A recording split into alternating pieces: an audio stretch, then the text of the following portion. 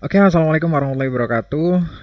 Thank you semuanya yang udah bergabung. Kita hari ini akan lanjut belajar tentang marketing project. Kali ini kita akan bahas tentang stakeholder management. Jadi, pada bahas ini memang sedikit berbeda dari bahasan sebelumnya yang lebih teknikal. Stakeholder management di sini sebenarnya juga cukup teknis. Dan ini sebenarnya disiplin ilmu yang dipelajari tersendiri ya. Jadi memang ada tersendiri khusus biasanya berhubungan dengan project. Nah, karena memang kita di marketing project akan membahas tentang project dan siapa yang involved di dalamnya, maka penting banget buat kita untuk belajar tentang manajemen stakeholder yang ada di dalamnya. Nggak hanya belajar manage-nya, tapi juga dari awal kita harus bisa mengidentifikasi siapa aja orang-orang yang bergabung atau orang-orang yang mungkin akan memiliki peran atau mungkin terdampak dengan sesuatu yang kita lakukan di dalam project. Nah, itu akan kita bahas nanti lebih detail pada slide-slide berikutnya.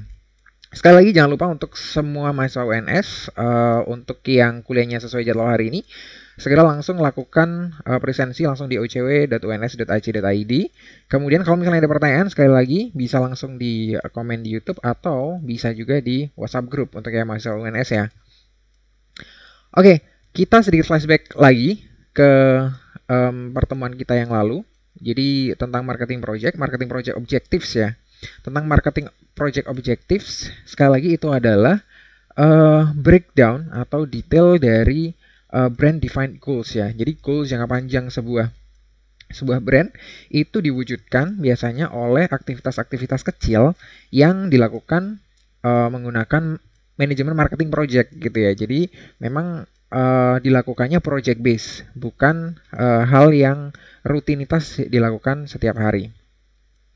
Jadi itu saya kira udah quite clear. Kemudian untuk memilih marketing project objektif yang tepat itu kita bisa gunakan SMART ya untuk memvalidasinya apakah um, menurut SMART, menurut ukuran-ukuran yang ada di SMART, objektif yang kita pilih itu sudah sesuai atau sudah cukup atau relevan. Karena SMART di dalam juga ada beberapa ini ya measurement ya, ada beberapa ukuran dari spesifik, measurable dan lain sebagainya.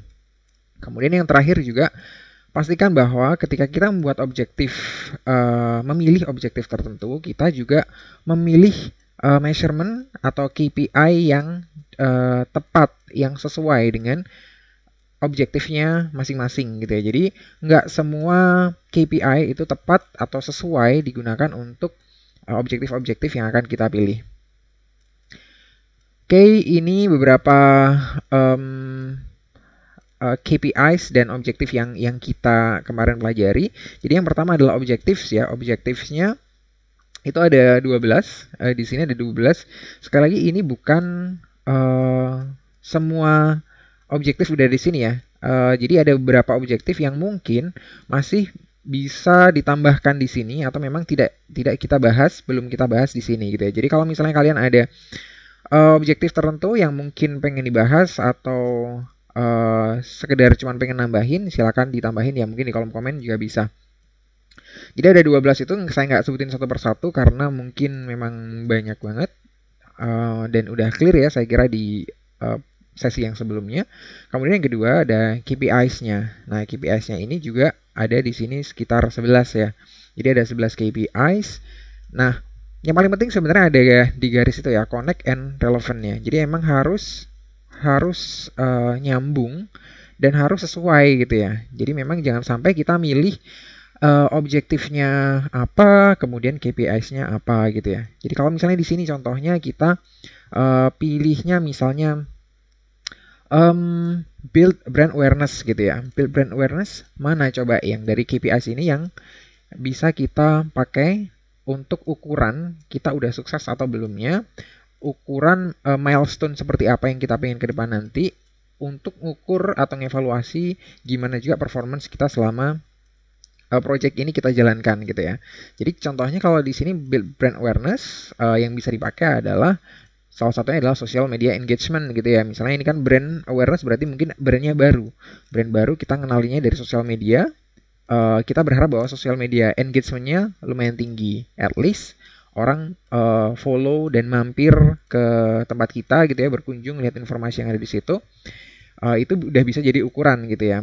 Nah, dan itu pun relevan gitu ya. Orang yang mampir ke tempat kita berarti aware sama produk kita, aware sama brand kita, dan itu memang yang sesuai ditargetkan ketika kita berbicara objektifnya. Nah, ini udah gampang banget ya. Jadi gampang banget sebenarnya. Dan sekali lagi sama KPI pun juga masih banyak KPI-KPI yang lain yang bisa ditambahin di sini ya. Cuman ini yang populer aja yang biasanya dikerjakan atau dibahas di dunia marketing saat ini. Oke, kita akan lanjut ya. Sekarang langsung masuk ke stakeholders gitu ya. Kenapa sih sebenarnya di sini kita ngomong tentang stakeholder ya? Kenapa kita nggak langsung ngomong tentang teknisnya, gimana caranya buat marketing projectnya, mulai dari planning dan segala macam. Udahlah, Pak, kita nggak usah ngomongin yang stakeholder ini gitu kan. Nanti sambil jalan bisa kita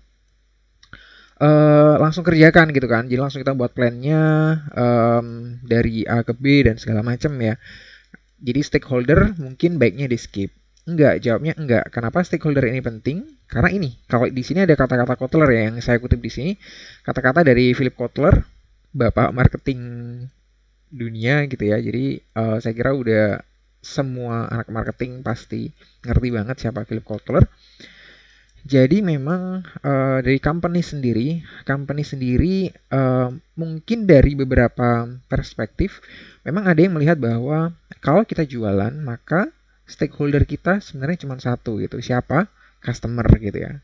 Nah, pendapat ini semakin kesini semakin tidak berlaku gitu ya. Jadi memang customer is the king, bisa jadi benar gitu. Cuman yang bermasalah adalah kalau misalnya di sini adalah customer dianggap sebagai satu-satunya pihak yang kita harus maintain relationship dengan mereka dengan baik, kita harus manage relationship kita dengan mereka, maka itu jadi kurang tepat gitu ya. Kenapa kurang tepat? Karena di sini seperti yang dikatakan Kotler, sebenarnya companies are becoming increasingly dependent on their employees gitu ya.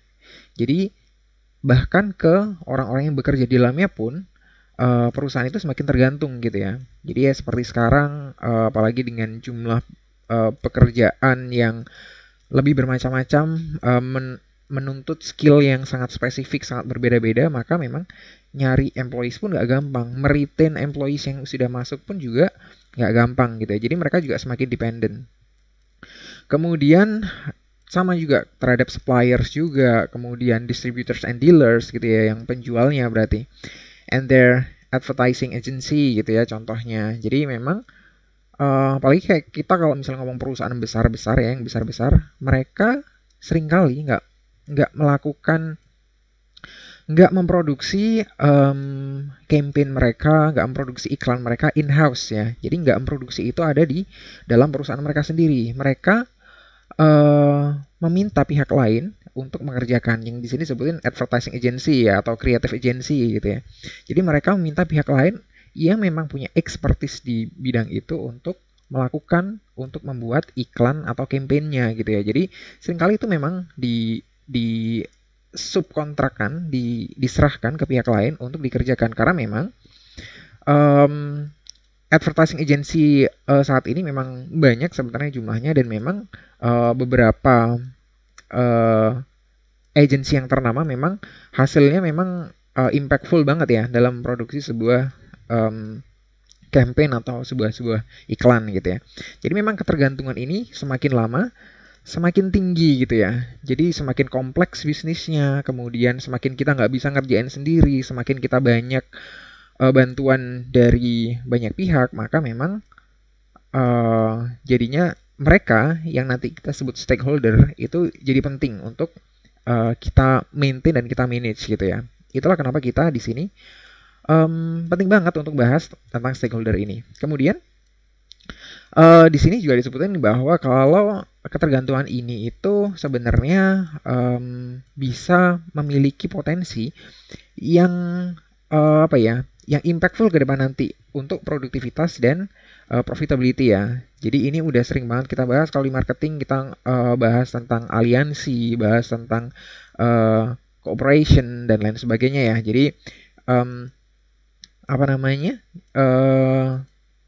vertical integration dan lain sebagainya. Jadi itu hal-hal yang udah biasa kita bahas ya di sini. Artinya ketika kita ngomong tentang pihak lain, pihak di luar perusahaan juga, ataupun mungkin pihak yang di dalam perusahaan juga, yang memang mereka memiliki kontribusi dan mereka emang terpengaruh dengan proyek kita, maka mereka akan kita sebut dengan stakeholders gitu ya.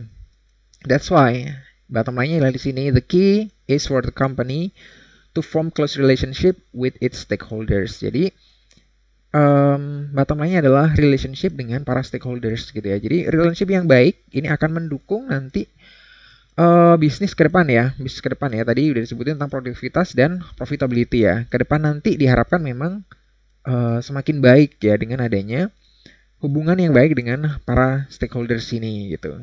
Jadi itu yang paling penting, dan itulah kenapa alasan kita saat ini kita bahas tentang stakeholders gitu ya. Mungkin stakeholders sering banget disebutin, sering banget kita pakai dalam istilah kita belajar atau mungkin berdiskusi di komunikasi harian ya. Cuman kali ini kita akan memang bahas stakeholders sedikit lebih dalam ya. Oke, jadi yang pertama kita bahas adalah dari stakeholders ya. Stakeholders itu sebenarnya siapa aja gitu ya. Atau stakeholders itu sebenarnya apa sih gitu. Jadi siapa aja dan apa sih bagi sebuah perusahaan itu didefinisikan seperti ini ya. Ini hanya salah satu definisi ya. Banyak versi yang lain yang bisa kalian pakai juga. Cuman di sini yang saya kutip adalah definisi dari Ruder ya. Jadi sebenarnya definisi dari Ruder adalah individu, grup ataupun organisasi yang memiliki pengaruh ataupun dipengaruhin ataupun ngerasa terpengaruh oleh suatu proyek yang kita jalanin gitu ya, suatu keputusan yang diambil dari sebuah perusahaan misalnya. Atau tadi kalau dalam konteks kita marketing project, berarti ya siapa yang terpengaruh, siapa yang dipengaruhi, kemudian siapa yang mendapatkan impact juga, siapa yang ngerasa dapat impact itu dari sebuah proyek yang kita jalanin. Jadi itu yang lebih disebut di sini disebut sebagai stakeholders, dan saya anggap definisi ini gampang dipahami ya, dan ini akan kita bawa ke pembahasan berikutnya nanti. Nah, kemudian kalau misalnya kita tanya tadi, pertanyaannya kan oke, itu definisinya gitu kan, orang yang dipengaruhi, orang yang ngasih impact atau yang dapat impactnya. Nah, lalu sebenarnya secara konkret kalau di perusahaan itu siapa sih mereka gitu ya. Jadi kalau di perusahaan itu di sini dibagi dalam 2 ring ya sebenarnya. Dalam 2 ring, ini dari bukunya Freeman ya. Dari bukunya Freeman itu dibagi jadi 2 ring ini. Jadi the firm itu maksudnya di sini lebih menunjukkan sebagai pihak firmnya itu sendiri ya, bahwa di dalam firm itu ada yang namanya ring 1 itu. Jadi di sini disebut namanya primary stakeholders ya. Primary stakeholders ini siapa aja gitu ya. Jadi primary stakeholders ini yang pertama itu adalah employees ya. Jadi employees adalah orang yang ada di dalamnya. Orang yang ada di dalam sebuah perusahaan gitu ya. Employees, orang-orang yang bekerja di situ memang gitu kan. Kemudian yang kedua ada namanya suppliers ya. Suppliers ini sebenarnya di luar, cuman kaitannya dengan proses bisnis sebuah perusahaan itu erat banget gitu ya. Jadi suppliers ini nggak bisa dipisahkan begitu saja dari proses yang ada di sebuah perusahaan gitu ya. Kalau misalnya kita adalah perusahaan, contoh adalah kita perusahaan manufaktur gitu ya, kita butuh bahan mentah dari pihak lain, yaitu supplier. Dan kalau misalnya supplier ini kita nggak memiliki hubungan yang baik dengan mereka, ataupun mungkin pasokan dari supplier terhenti dan segala macam, maka bisa jadi aktivitas bisnis di tempat kita juga terhenti gitu ya. Makanya suppliers ini jadi stakeholder yang juga penting banget ya, yang ada di ring 1 di primary. Kemudian ada juga namanya financiers ya. Financiers ini maksudnya kalau di sini adalah pemilik modal ataupun mungkin orang atau pihak yang ngasih pinjaman ke kita gitu ya, ngasih pinjaman uang gitu, misalnya bank. Misalnya kalau tadi pemilik modal misalnya ya, misalnya perusahaan swasta, perusahaan privat dimiliki sahamnya hanya oleh beberapa orang saja gitu ya. Jadi mereka di sini juga masuk sebagai financiers gitu ya. Kemudian juga communities. Di sini communities juga penting banget hubungannya dengan perusahaan karena memang mereka community ini Jadi emang gabungan dari beberapa jenis industri gitu ya, jenis perusahaan dan lain sebagainya. Mereka biasanya memang memiliki em, apa ya, memiliki impact dari decision mereka yang juga langsung buat perusahaan gitu. Misalnya terhadap kuota produksi misalnya. Jadi mereka mungkin udah netepin kuota produksi untuk keseluruhan berapa, kemudian perusahaan tertentu dijatah berapa bagi industri tertentu kayak gitu ya. Kemudian yang terakhir yang emang sering banget udah kita bahas adalah customers ya. Jadi customers ini tentu nggak bisa banget dipisahkan, bahkan di pemahaman yang konvensional pun customer ini dianggap sebagai stakeholder yang nomor satu ya, yang pertama gitu. Karena kalau nggak ada customer, kita mau jualan ke siapa gitu ya. Sebenarnya ini sama ya pemahamannya dengan suppliers tadi ya. Kalau nggak ada suppliers, kita yang mau kita jual itu apa gitu ya, yang mau kita produksi apa gitu. Kalau kita misalnya nggak dapat bahan mentahnya. Jadi kayak gitu, itu yang ada di primary stakeholders atau ring satu ya. Nah, bagaimana yang ada di ring 2 gitu ya? Di ring 2 itu ada siapa aja gitu. Di ring 2 itu kalau yang disebutin sama Freeman di sini ada special interest group ya. Jadi ada grup-grup yang concern kepada interest issue gitu ya, special interest issue. Jadi hal-hal yang memang khusus ngebahas tentang sesuatu yang mungkin skupnya nggak terlalu luas. Kemudian media yang ada di luar sana, oke, it's fine. Kemudian government juga, competitors dan juga consumer advocate groups gitu ya. Consumer advocate group ini sebenarnya ya grupnya customer gitu ya, grup-grup yang biasanya dibuat sendiri baik itu oleh perusahaan ataupun oleh customer sendiri. Um, yang jadi advocate buat mereka, yang jadi media buat mereka untuk advocate gitu ya. Nah, itu ada di secondary stakeholders. Jadi ada di ring 2-nya. Jadi kira-kira pembagiannya seperti ini. Jadi kalau misalnya kita nyari siapa aja sih yang ada di stakeholders itu, kita bisa lihatnya dari sini gitu ya. Jadi siapa aja yang paling dekat, paling kita harus maintain relationship-nya, tentunya yang di ring satu ini ya, itu yang lebih penting, lebih core gitu ya. Cuman nanti akan ada beberapa pertimbangan yang lain ketika kita ngomong tentang seberapa powerful dan seberapa besar interest dari masing-masing stakeholder ini dan gimana cara memprioritaskannya. Karena nggak mungkin kita menganggap mereka yang dalam satu ring ini misalnya employees, customers dan lain sebagainya itu di tingkat importance, tingkat kepentingan yang sama gitu ya. Jadi nanti akan ada langkah-langkahnya gimana caranya mengkategorisasikan dan gimana caranya memprioritaskan mana yang lebih dulu gitu ya.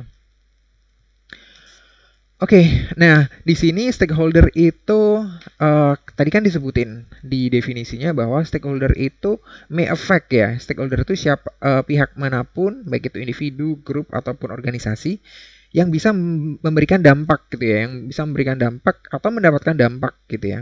Nah sebenarnya siapa aja, sebenarnya dampak apa aja yang umum yang biasa kita temukan di suatu organisasi atau di suatu project ya. Di sini ada beberapa. Yang pertama, conceive the idea for the project gitu ya. Jadi conceive the idea. Jadi emang ini di tataran idenya gitu. Nah, siapa aja orang yang ada di sini? Siapa aja stakeholder yang ada di sini? Tentu orang-orang yang bagian core dari sebuah project ya. Entah itu project initiatornya atau project manajernya dan lain sebagainya. Kemudian yang kedua ada yang namanya initiate the project gitu ya. Sama, ini juga mirip dengan yang pertama tadi. Ini hubungannya dengan ketika project itu baru pertama kali di inisiasi, baru pertama kali di start ya, baru pertama kali akan dibuat.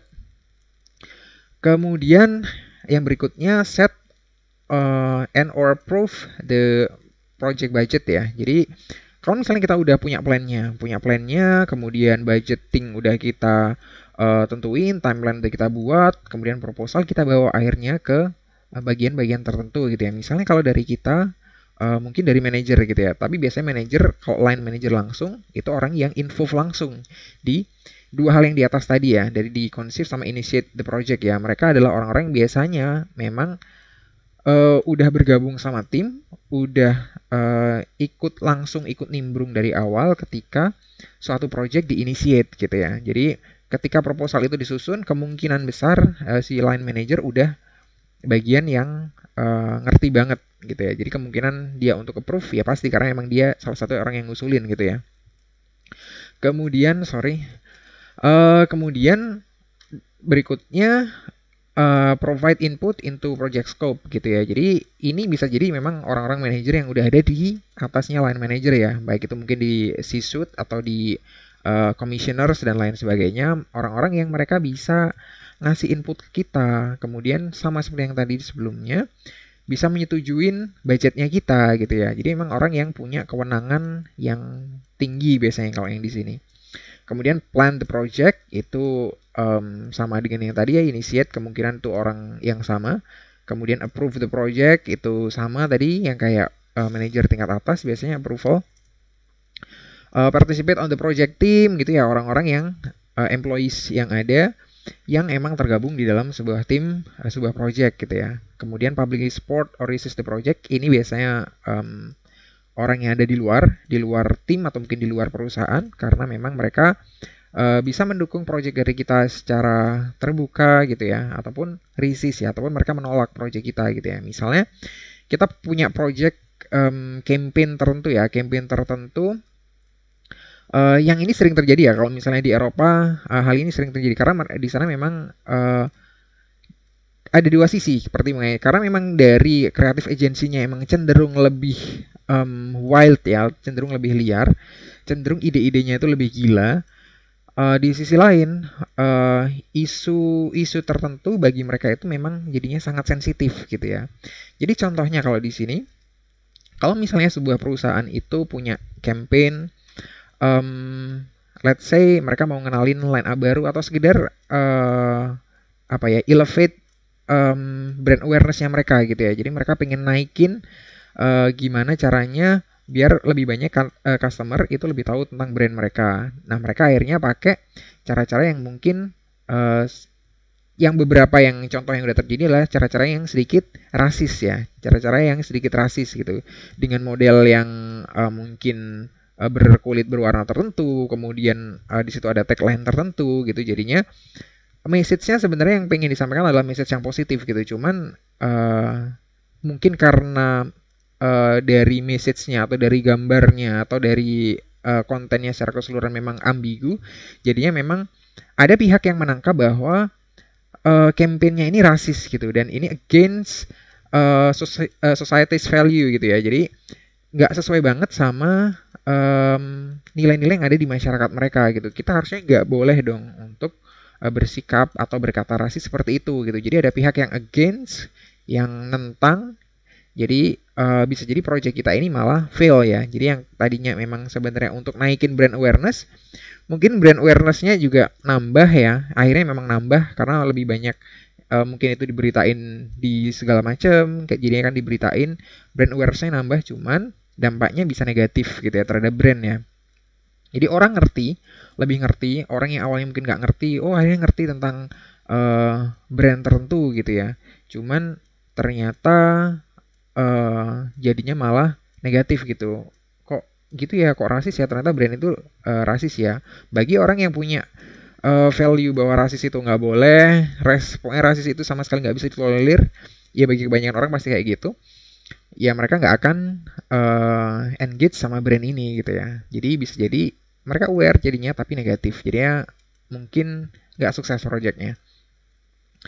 Kemudian yang terakhir sama ya, jadi rally group gitu ya. Jadi emang mereka yang nggak setuju tadi, yang against the campaign, akhirnya ngumpulin orang lain, kemudian nentang secara apa namanya, class action gitu ya. Jadi nentang secara bareng-bareng, bareng orang lain, nentang sebuah campaign atau brand gitu. Itu bisa aja. Dan ini hanya beberapa contoh dari stakeholder yang bisa dilakuin gitu. Di sini kan kalau kita bisa breakdown tadi, mungkin kita hanya ngomong orang-orang yang ada di dalam, which is employee, which is managers, which is mungkin C-suite ya, orang-orang direktur dan lain sebagainya, dan juga mungkin di sini customer ya, atau mungkin aktivis di luar sana yang mungkin sebenarnya bukan customer juga. Nah tadi kalau misalnya kita bahas tentang stakeholder sendiri, sebenarnya kan banyak banget stakeholder yang di luar dua tadi itu ya, di luar dua atau tiga yang tadi saya sebutin ya. Jadi kalau kita balik sedikit, di sini tadi ada banyak banget. Kita belum ngomongin nih tentang suppliers kayak gimana, apa yang bisa mereka lakukan, apa yang mereka nggak bisa lakukan, dan dampaknya kira-kira kalau misalnya suppliers ngelakuin ini itu dampaknya kita apa gitu. Itu kan nggak kita bahas, memang nggak bisa disebutin satu persatu ya, karena memang banyak banget aktivitas atau project yang dilakukan oleh pihak lain yang akhirnya juga berpengaruh kepada kita gitu ya, dan sebaliknya. Oke, kita lanjut sekarang ke gimana kita mengkategorisasikan stakeholders ya. Jadi mengkategorisasikan ini kita bagi-bagi gitu ya. Kalau tadi sih sebenarnya udah kelihatan ya, em, siapa aja merekanya udah kelihatan. Cuman sekarang kita akan mengkategorisasikan ini berdasarkan kategori tertentu ya. Nah, salah satu cara untuk mengkategorikan mereka dan apa ya? Ini nanti akan berpengaruh terhadap gimana seberapa maksimum, seberapa banyak waktu dan sumber daya yang kita berikan, yang kita memang sisihkan untuk stakeholder tertentu gitu ya. Jadi jangan sampai kita baginya rata banget gitu ya. Udah karena tadi di ring satu itu ada beberapa stakeholder, langsung kita bagi rata ya, semuanya kita anggap penting dan kita memberikan perhatian yang sama. Enggak gitu ya. Jadi kita juga harus ngerti seberapa mereka sekarang saat ini ya sesuai dengan udah sesuai dengan kita saat ini atau enggak gitu. Kalau misalnya mereka itu udah inline banget sama kita, udah sesuai dengan apa yang kita pengen, mereka kondisinya kayak gimana sekarang, maka ya udah itu bisa perhatian kepada mereka bisa kita kurangin gitu ya, karena memang itu udah cukup. Nah, bagaimana kalau misalnya ada pihak-pihak tertentu yang masih harus di boost banget untuk bisa jalanin project kita dengan baik gitu ya. Contohnya kalau misalnya employees gitu ya. Employees ternyata untuk menjalankan sebuah project belum memiliki kompetensi tertentu yang cukup gitu ya. Jadi kompetensinya masih kurang. Jadi harus kita boost dulu. Karenanya kita harus ngerti stakeholder tertentu ini ada di poin mana gitu ya. Jadi kalau yang stakeholder engagement assessment matrix ini lebih kita akan lebih membahas tentang level of supportnya mereka sih, lebih ke bagaimana mereka udah sesuai, udah apa ya, udah mendukung banget gitu tentang project yang kita jalanin. Nah, untuk gambarannya seperti ini ya. Ini adalah stakeholders engagement assessment matrix ya. Jadi memang di sini nanti akan kita bagi stakeholder-stakeholder itu ke dalam level of supportnya mereka ya. Jadi level of support di sini kita bagi menjadi 5. Jadi di sini ada 5: unaware, resistant, neutral, supportive, kemudian leading ya. Jadi unaware itu kalau mereka masih belum ngerti apa-apa gitu ya, masih belum ngerti apa-apa tentang sebuah proyek gitu ya. Kemudian resistant. Resistant ini berarti mereka yang against ya, mereka yang nggak sesuai sama proyek kita gitu ya. Proyek yang kita buat itu mereka nggak ngedukung, mereka bahkan punya ide yang lain bahkan misalnya contohnya. Kemudian neutral itu kalau misalnya mereka ya antara iya dan enggak gitu ya. Iya ya nggak apa-apa, enggak juga nggak apa-apa gitu ya. Kemudian sportif itu berarti stakeholder yang mendukung. Kemudian yang terakhir adalah leading ya, actively supporting the project. Jadi emang bener-bener udah support banget kalau yang leading ini. Nah, ini kita bagi menjadi dua ini ya, dua state ya, dua kondisi pada saat ini. Yang C itu current state dan kondisi yang kita harapkan. Kondisinya kayak gimana yang desired state. Nah, kalau C sama D ini udah ketemu, maka memang fokus kita ke mereka bisa kita kurangin gitu kan. Jadi udah sesuai, berarti stakeholder ini udah pas, udah siap untuk jalan projectnya gitu, dan udah selesai gitu urusan kita dengan dia. Mungkin hanya beberapa hal aja yang perlu kita maintain gitu ya. Contohnya jadi seperti ini untuk mengkategorisasikan beberapa stakeholdernya berdasarkan level of interest. Jadi contohnya stakeholder A gitu ya, mereka saat ini kondisinya masih ada di unaware gitu ya. Kondisi currentnya masih ada di unaware. Padahal yang kita harapkan adalah D-nya ini ya, mereka bakal nge-support kita gitu ya. Jadi ini bisa jadi misalnya orang-orang yang ada di dalam perusahaan pun bisa gitu ya. Misalnya kita ngomong tentang C-suite tadi ya, orang-orang direktur misalnya. Direktur ini belum tahu tentang project yang akan kita buat gitu ya. Cuman memang karena ini adalah project yang kita rancang mungkin di tim internal marketing misalnya ya, hanya dengan line manager kita aja, kita punya ide yang keren tapi memang butuh approval banget karena mungkin dari segi biaya juga gede dan segala macam.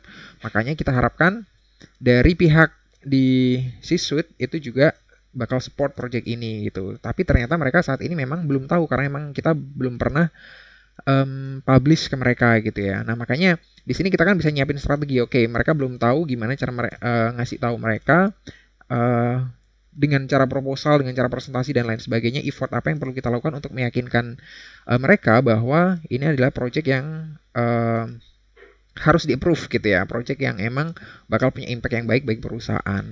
Kemudian contohnya kalau B, kondisi sekarang neutral, kemudian yang kita harapkan adalah mereka juga bakal support ya. Ini juga bisa contohnya seperti tadi, sama aja.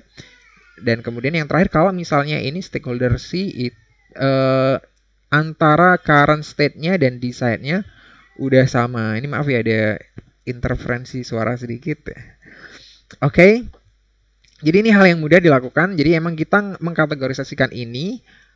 Kalau misalnya yang kayak gini ya, kayak yang stakeholder A, ini kan jaraknya masih jauh antara yang kita harapkan dengan kondisi saat ini. Makanya kita ngerti jadinya dengan matrix ini bahwa stakeholder E masih butuh perhatian yang lebih gitu ya, butuh effort yang lebih, butuh fokus untuk bisa menggeser dari dari unaware ke sportif gitu. Jadinya fungsi dari matrix ini adalah seperti itu. Kemudian ini yang terakhir ya, yang terakhir adalah gimana kita memprioritaskan stakeholders yang kita milikin gitu ya. Jadi stakeholders yang kita milikin itu nanti akan ada beberapa prioritasnya, yang mana siapa yang kita prioritaskan terlebih dahulu gitu ya. Nah, di sini ada namanya power and interest matrix gitu ya. Power and interest matrix ini adalah matrix yang menimbang antara powernya yang di bagian kiri itu ya, powernya, dan interestnya yang di bagian bawah gitu ya. Jadi semakin atas berarti kalau powernya semakin tinggi, kemudian kalau interestnya semakin kanan juga semakin tinggi. Nah, di sini sekali lagi, kalau misalnya kita nggak punya prioritas, kalau seorang manajer dari sebuah program juga nggak punya prioritas, maka nanti sumber daya yang dia punya, baik waktu ataupun uang, itu nanti bakal nggak ke arah ya. Jadi mereka nanti melayani misalnya ada dari pihak tadi ya, dari pihak customer atau dari pihak aktivis lain mungkin di luar sana yang against sama kita, dan kita terlalu fokus di sana, terlalu fokus ngabisin waktu di sana, merhatiin mereka, concernnya mereka benar-benar kita teliti satu persatu dan kita tanggapin gitu. Jadi nanti akan banyak habis di sana ya untuk fokusnya kita. Makanya sebelum kita jalanin projectnya, kita harus ngerti dulu seberapa banyak resources yang akan kita alokasikan untuk customer-customer ini, tergantung dari prioritas yang kita tentuin di sini. Nah, prioritas yang ada di sini itu ini ya ditunjukin sama power. Kalau power itu lebih nunjukin sebenarnya level dari dari seorang stakeholder gitu ya, level of authority misalnya. Jadi level kalau misalnya di perusahaan, semakin tinggi level di sebuah perusahaan biasanya memiliki level of authority yang semakin tinggi juga gitu ya. Siapa yang orang yang bisa menyetujui project ini, kalau project ini nilainya besar banget, emang impactful banget, dan membutuhkan resources yang besar juga gitu kan, kemungkinan besar akan orang yang akan ada di pucuk pimpinan ya, orang yang akan ada benar-benar di C-suite yang di paling atas itu yang bisa memberikan approval.